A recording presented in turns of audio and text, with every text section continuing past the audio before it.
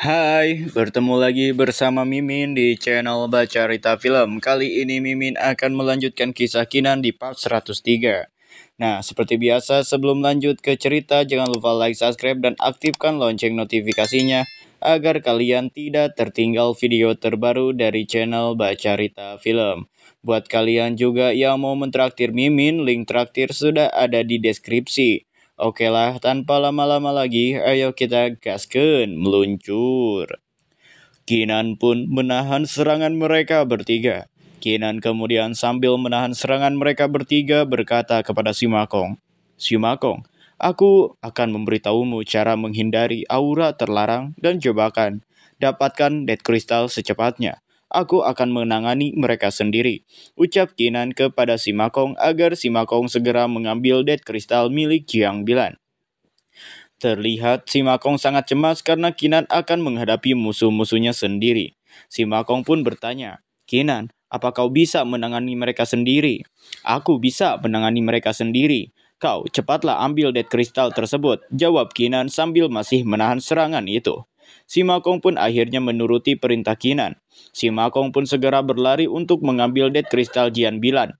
Kembali ke pertarungan. Di sini, si botak yang melihat Kinan mampu menahan serangan gabungan, ia lalu mengeluarkan sebuah teknik yang bernama The Art of Blood Killing untuk kembali menyerang Kinan. Namun, Kinan dengan sigap langsung mengeluarkan Destruction Domain-nya untuk menahan serangan tersebut. Terlihat serangan si botak tidak mempan terhadap Kinan. Si botak pun sangat terkejut. Ia tidak menyangka jika Kinan akan mampu menahan tekniknya itu. Si botak menuju Kinan. "Duan King, Mon Art-mu memang luar biasa, tapi kau sudah terlanjur mengambil umpannya." Terlihat darah-darah yang berceceran pun kembali membentuk seperti manusia yang akan menyerang Kinan. Teknik itu diberi nama Transformation of the Blood Rain the Illusionary Killing Mona Art. Si botak sangat percaya diri jika kali ini Kinan telah terjebak dan akan mati. Namun Kinan dengan senyuman berkata, "Jurus ini tidak berguna melawanku. Itu hanya akan terkikis oleh Destruction Domainku." Benar saja, jurus itu ternyata tidak mempan terhadap Kinan. Jurus tersebut seketika hancur setelah mengenai Destruction Domain Kinan. Kinan pun langsung bersiap menyerang menggunakan pedang Heaven Shattering Sabernya. "Karena kalian sudah selesai menyerang, saatnya giliranku," ucap Kinan. Terlihat ketiga musuh Kinan ini sangat panik ketika Kinan akan menyerang mereka. Sementara itu, di tempat lain, si Makong akhirnya tiba di tempat Death Crystal berada. Si Makong berhasil melewati jebakan dan semua formasi terlarang. Ia berkata, "Akhirnya aku mencapainya." Kembali ke pertarungan Kinan. Terlihat si botak menahan serangan Kinan, namun pandangannya tertuju kepada si Makong yang telah tiba di altar. "Brengsek, orang itu sudah ada di altar," ucap si botak. Sedangkan Kilin Flame Martial Monarch yang tampak terluka dan merasakan sakit di dadanya terlihat panik. Ia mengatakan, "Kita tidak bisa membiarkan dia sampai ke altar. Ayo gunakan Blood Succession Art bersama dan gunakan kekuatan leluhur untuk menghancurkan Duan King." Ternyata Kilin Flame Martial Monarch akan menggunakan cara licik untuk mengalahkan Kinan ini. Kilin Flame Martial Monarch pun menggunakan Ancestor of the Flame Path Ward of the Nine Suns. Sedangkan Van Sky Thunder menggunakan jurus Ancestor of the Lightning Path, Chaotic Lightning Sword, dan si botak menggunakan teknik yang bernama Ancestor of the Blood Path the You Found the World. Kinan yang melihat ketiga orang itu akan menggabungkan kekuatannya. Di sini, Kinan hanya tertawa terbahak-bahak. "Hahaha, kalian benar-benar meremehkanku," ucap Kinan. "Maka, aku juga tidak akan sopan pada kalian." Kinan kemudian mengeluarkan God of War-nya untuk menyerang balik ketiga musuhnya tersebut. Kinan kemudian menyerang mereka menggunakan kekuatan God of War. "Pergilah ke neraka." Mereka yang melihat serangan Kinan begitu dahsyat pun segera panik dan menyuruh untuk segera menghindari serangan tersebut. Namun di sini ternyata serangan dari God of War sangat dahsyat yang membuat tempat itu seketika hancur. Di sisi lain, si Makong yang melihat Kinan menggunakan teknik baru, ia sangat terkejut. Si Makong berkata, "Sial, orang ini sudah mengembangkan gerakan baru ya rupanya." Namun, Kinan yang mengetahui jika si Makong malah melihat ke arahnya. Kinan pun berteriak kepada si Makong untuk tidak lagi membuang waktu. Si Makong pun mengerti dengan apa yang dikatakan oleh Kinan. Si Makong pun akan segera mengambil Death Crystal tersebut. Si botak yang melihat si Makong akan mengambil Death Crystal itu, ia berteriak, "Harta itu milikku," ucap si botak. Kinan kemudian menanggapi ucapan si botak, "Bacot kau botak, emang ada namamu di dalam kristal tersebut?" Di sisi lain, si Makong tampaknya akan segera mengambil kristal tersebut. Namun, ketika si Makong akan mengambil Death Crystal itu, ia malah diserang oleh aura yang keluar dari dalam kristal itu. "Apa? Kekuatan apa ini?" ucap dari si Makong. Dan tiba-tiba, kristal Jian Bilan pun menyerang si Makong. Si Makong pun tidak mengerti sebenarnya apa yang terjadi. Mengapa Death Crystal Jian Bilan malah menyerangnya? Si Makong berteriak, "Jian Bilan, bangun, ini aku si Makong," ucap dari si Makong. Si Makong pun kemudian menahan serangan tersebut menggunakan tekniknya. Kemudian teknik tersebut pun hancur. Dan aura kekuatan dari kristal Jian Bilan pun masih menyerang si Makong. Si Makong kemudian berkata sambil memegang suatu benda.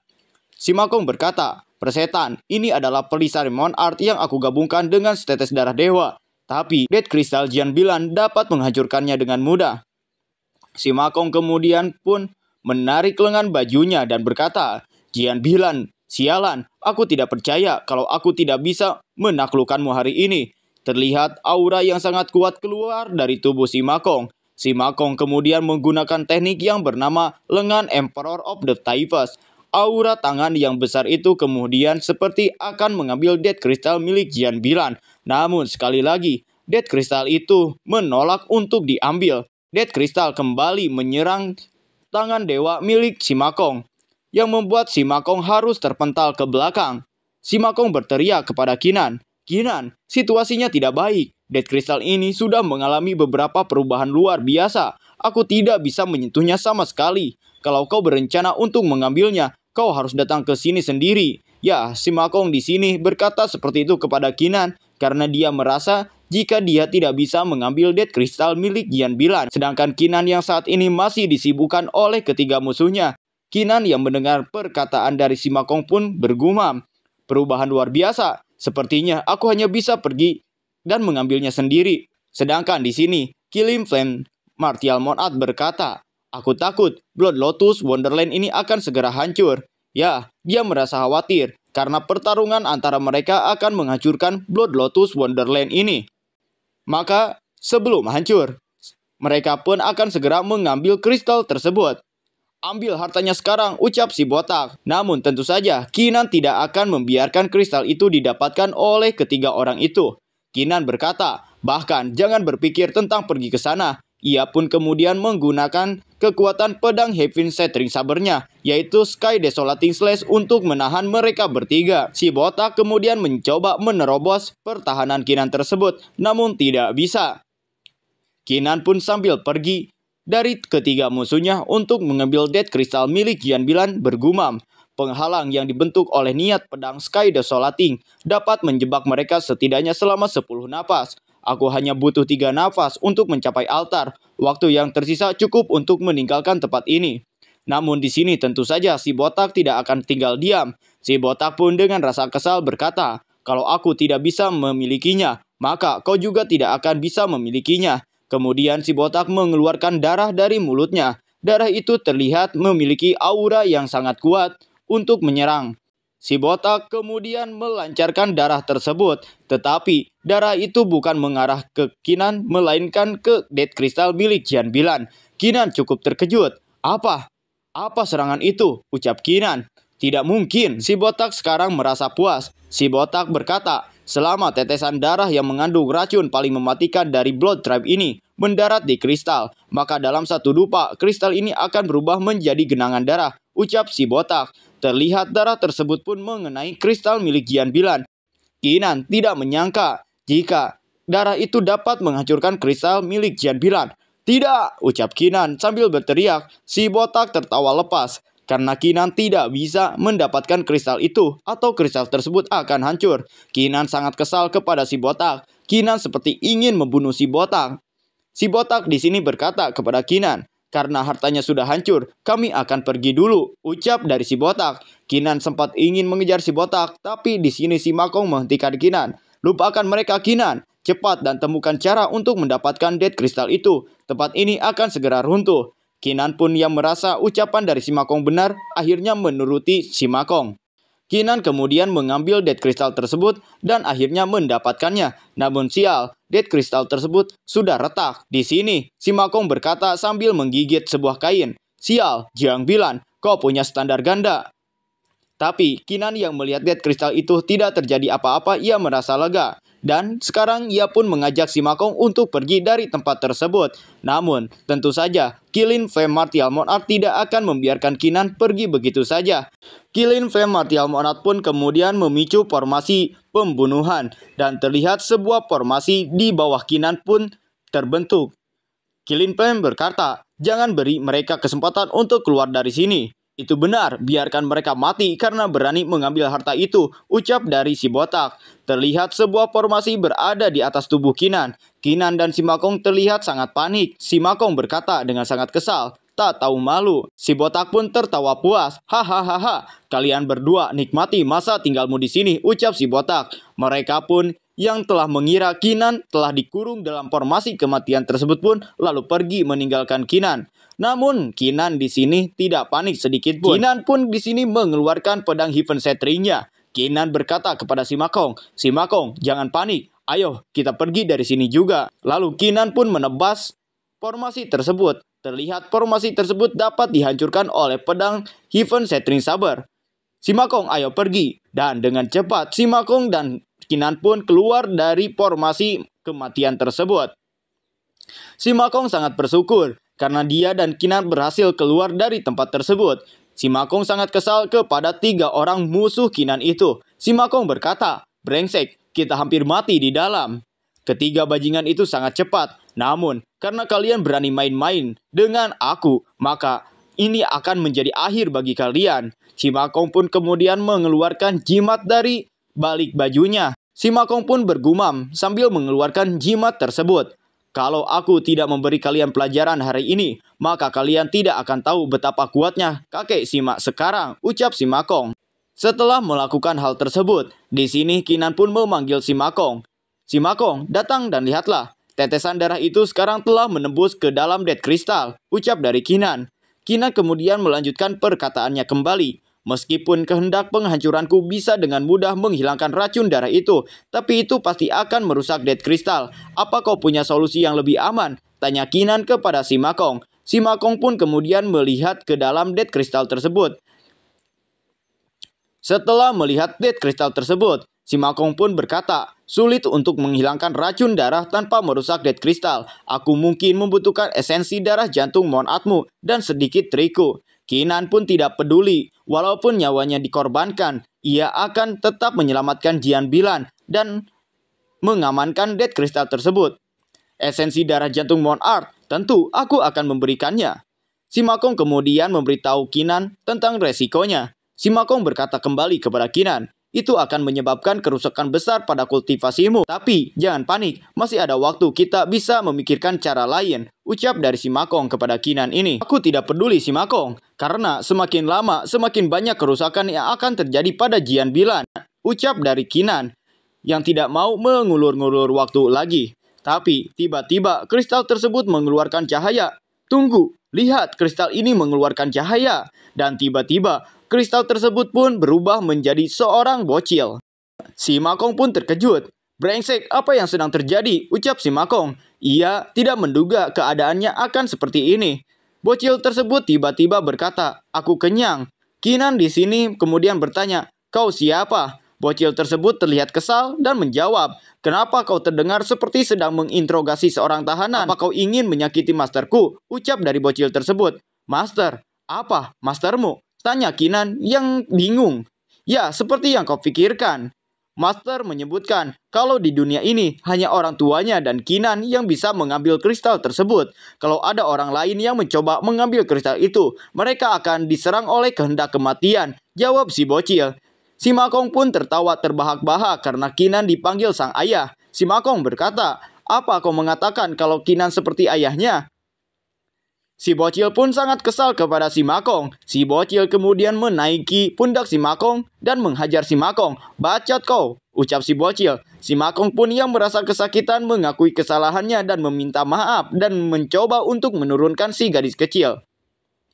Si gadis kecil yang sudah membereskan si Makong kembali berkata kepada Kinan, "Orang tua Master sudah meninggal. Kalau kau berani untuk tidak menghormati mereka lagi, aku tidak akan melepaskanmu dengan mudah." Si Makong pun yang sudah tepar berkata kepada si bocil, "Siap senior kecil." Kinan lalu berkata kembali kepada si bocil itu dan bertanya, "Lalu, dari mana asalmu?" tanya Kinan. "Death Crystal sudah memperoleh primary life force murni yang telah menyatu dengan kehendak kematianku, maka aku lahir," jawab dari si bocil. "Jadi itulah yang terjadi. Aku akan mencari Pak Tua Taiya. Aku mungkin butuh bantuannya untuk membawa Death Crystal kembali ke benua Changlan," ucap Kinan. Namun tiba-tiba di sini Kinan pun mendapatkan sebuah bisikan syaiton. Bisikan tersebut berkata, "Ada tempat terlarang di sini, di Aptrus God Space yang sempurna untuknya. Dan juga untuk kau berkultivasi dalam pengasingan juga. Dalam waktu 1 bulan, aku akan membuka tempat terlarang untukmu." Ternyata, orang yang berkata dari suara tersebut adalah Empress Peiyu yang memberitahu Kinan. Si Makong kemudian yang melihat Kinan bengong berkata, "Bukankah kau bilang kau akan pergi? Kenapa kamu tiba-tiba bengong, Kinan?" Kinan pun menjawab perkataan dari si Makong, "Aku berubah pikiran. 1 bulan dari sekarang, kita akan pergi ke tempat terlarang di Aptrus God Space. Tempat terlarang itu akan sangat bermanfaat bagi tuanmu. Jadi, sampai saat itu, bisakah kau tetap di Sumeru Ring?" ucap Kinan kepada si gadis bocil. Si gadis bocil pun kemudian berubah kembali menjadi sebuah cahaya energi. Sambil menghilang, si bocil berkata, "Master mempercayaimu, jadi aku secara alami juga mempercayaimu." Kemudian, si gadis bocil pun masuk ke dalam cincin Kinan. Kinan pun bergumam, "Aku tidak akan mengkhianati kepercayaan," gumam Kinan. Kinan kemudian berkata kepada si Makong, "Masih ada 1 bulan lagi. Haruskah kita pakai untuk cari Aptrus God Peace?" tanya Kinan. "Aku sudah menandai ketiga bajingan itu dengan jimat yang ditinggalkan oleh Emperor of Typhus yang sebelumnya. Kapanpun mereka memasuki Aptrus God Peace, aku akan tahu persis di mana keberadaan mereka," jawab dari si Makong yang memberitahu Kinan jika si Makong telah menandai ketiga orang tersebut, sehingga ketiga orang itu tidak akan bisa lari dari Kinan dan si Makong. Si Makong kemudian bertanya kepada Kinan, apakah Kinan ingin membalas dendam kepada ketiga orang itu? Kinan pun berkata jika dirinya sangat ingin menghajar ketiga orang itu. Si Makong kemudian berkata, "Maka Aptrus God Peace yang kita ambil dari mereka, kau dan aku akan membaginya 20% banding 80%. Kinan pun menyetujuinya. Kinan yang langsung setuju. Si Makong pun langsung bertanya kembali kepada Kinan, "Serius, kenapa kita tidak membaginya 50 banding 60% saja? Meskipun aku si Makong, tak tahu malu, aku tidak akan menipu saudaraku," ucap dari si Makong. Tapi Kinan tidak mempersalahkan hal tersebut. "Tidak masalah, bagaimana kau membaginya? Aku hanya mau membalas dendam sekarang," ucap Kinan yang sudah bertekad untuk membalas dendam kepada ketiga orang itu. Si Makong pun dengan semangat berkata, "Baiklah, kita akan segera pergi." Sedangkan di tempat lain, tepatnya di Abyss Forest Aptrus God Space, Kilin V Martial Morad berkata kepada Paskai Thunder, "Bloodrun, Paskai Thunder, menurut kalian, Duan King masih hidup atau sudah mati? Jangan menyebutkan nama asli kita di Aptrus God Space," ucap dari Fast Sky Thunder kepada Killing Flame. "Karena jika identitas mereka diketahui, maka itu akan sangat berbahaya bagi mereka." Killing Flame pun berkata, "Ya, tenang saja, karena cuma hanya ada kita bertiga di tempat ini, tidak ada orang lain. Maka kau jangan khawatir." Namun tiba-tiba sebuah suara terdengar. Oh sungguh, ternyata itu adalah Duan King. Killing Flame Martial Monad pun sangat terkejut dengan suara tersebut. "Apa? Siapa itu?" Tiba-tiba di sini Kinan pun langsung menyerang. Mereka bertiga menggunakan pedang Shattering Sabernya. "Tidak, minggir," ucap mereka yang langsung panik ketika mendapati serangan. Kinan pun sangat kesal kepada mereka bertiga. Kinan sambil mengepalkan tangannya berkata, "Kecepatan reaksimu cukup mengesankan." Mereka bertiga pun sangat terkejut karena melihat Kinan ada di depan mereka. Kilin Flame Martial Monad bertanya, "Duan King, bagaimana kau bisa menemukan kami?" Lalu yang menjawab di sini adalah si Makong. Si Makong menjawab, "Dengan aku di sini, masalah sepele seperti itu tentu saja bukan masalah." Si botak pun sangat kesal kepada si Makong. Si botak berkata kepada si Makong, "Aku memperingatkanmu kalau identitasku luar biasa. Kalau kau berani menyakitiku di sini, itu tidak akan ada gunanya bagimu." Setelah berkata seperti itu, si botak bergumam, "Tidak peduli, apa aku harus menjaga tubuh kehendak bela diri ini?" Namun Kinan tidak mempedulikan hal tersebut. Dengan menggenggam pedangnya, Kinan berkata, "Hentikan omong kosong kalian." Kinan pun tanpa basa-basi langsung menyerang ketiga orang tersebut. "Matilah kalian!" Dengan sekali tebas, ketiga orang itu langsung terpental ke belakang. Si botak sangat kesal. Si botak kemudian mengeluarkan sebuah jimat. Si botak bergumam, "Pada saat ini, kami hanya bisa menggunakan jimat pelindung kehidupan untuk menyelamatkan nyawa kami bertiga. Aktifkan." Namun, sebelum si botak mengaktifkan jimat tersebut, Kinan pun kemudian melemparkan sebuah belati kepada si botak.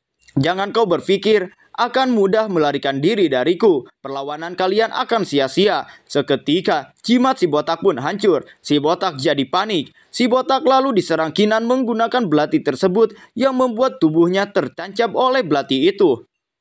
Si Makong dengan wajah yang sangat kegirangan berkata, "Haha, giliranku, sayang aku datang."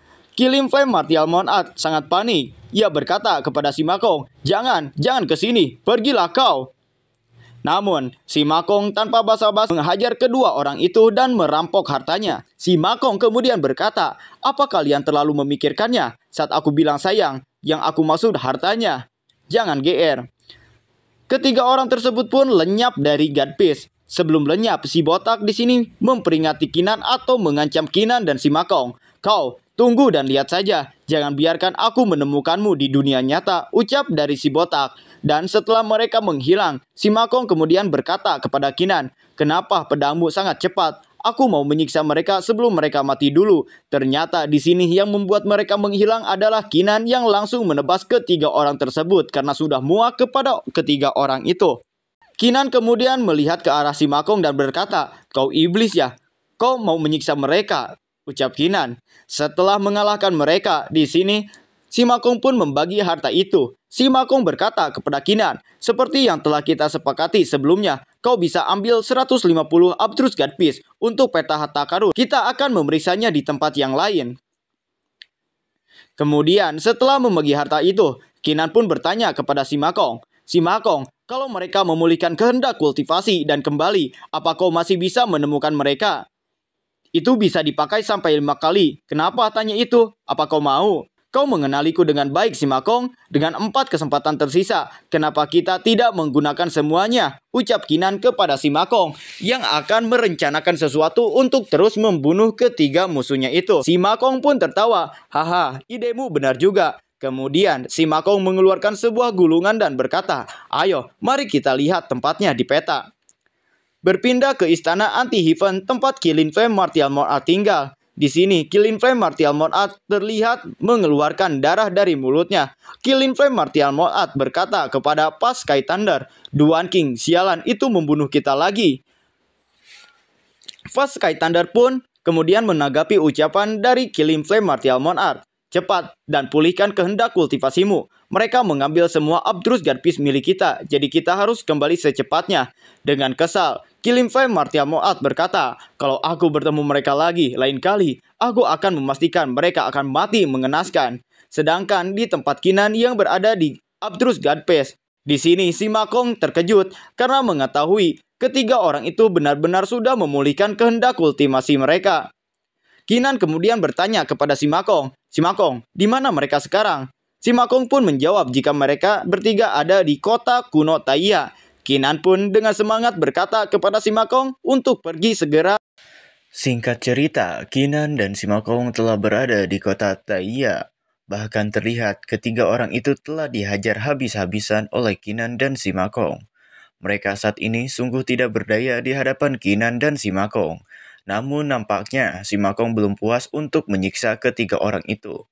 Si Makong terlihat sangat kesal kepada ketiga orang tersebut dan tidak segan-segan memberi mereka pelajaran. Killing Flame Martial Monat tidak menyangka jika keberadaan mereka berhasil ditemui oleh Kinan.